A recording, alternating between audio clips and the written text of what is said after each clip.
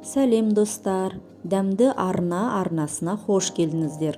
Бүгін сіздермен бауырды дұрыс әрі дәмді етіп қуыру әдісін үйренеміз. Ол үшін бізге тазартылған бауыр, пияз, ұн, дәміне қарай тұз және қара бұрыш керек болады. Тазартылған бауырымызды мынандай қалыңдықта турап аламыз. Ал пішіні өзіңіздің қалауыңыз бойынша турасаңыз болады. Бауырды турап алғаннан кейін пиязымызды төртке бөліп, мынандай етіп турап дайындап аламыз. Пияз неғұрлым көбірек болса, соғұрлым біздің бауырымыз дәмді болып шығады. Ұнымызға кішкене ғана тұз қосып араластырып аламыз.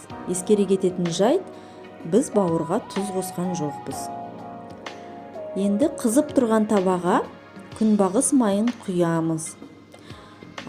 Бауыр қуырудағы басты шарт, біз бәрін баяу отта пісіреміз. Қатты отта пісірсек, бауырымыз қатты болып қалады. Қызған майға өзіміздің пиязымызды саламыз. Баяу отта 2-3 минут осылай қуырамыз. Енді үстіне бауырымызды ұнға айналдырып, міндетті түрде бауырымыздың жан-жағының барлығы ұнға айналу керек. Осы бауырымызды енді пияздың үстіне қойып шығамыз. Енді тағы да бір айтатын жайт, ереже деп айтсақ та болады. Бауырымыз өте көп қуырмау керекпіз. Егер де өте көп қуырып қойсақ, бауырымыз қатты болып қалады. Екі жағын 7-8 минуттан артық қуырмаймыз. Бір жағы қуырылып болғаннан кейін екінші жағын аударып қуырамыз 7-8 минут. Сонында қара бұрыш, тұзымызды сеуіп, дәміне қарай қара бұрышты және тұзымызды себеміз. Ең соңында отымызды өшіріп, араластырып аламыз.